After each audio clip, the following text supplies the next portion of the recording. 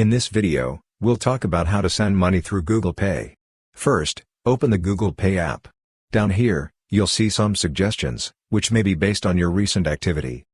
If you want to send money to someone on this list, just select their contact.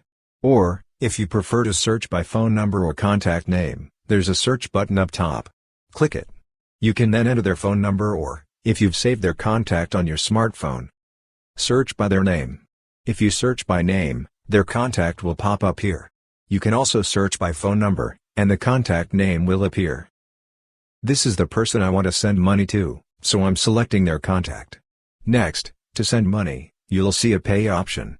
Click on Pay. When you do, you'll land on a page like this. Here, you need to enter the amount.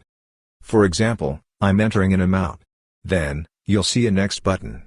Click it. After that, you'll see another Pay option. Click on Pay. You'll then reach a page where you need to enter your UPI ID. After entering it, click Submit.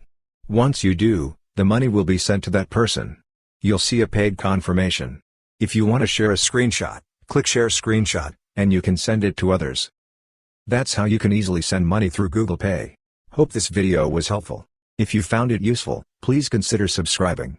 See you in the next video.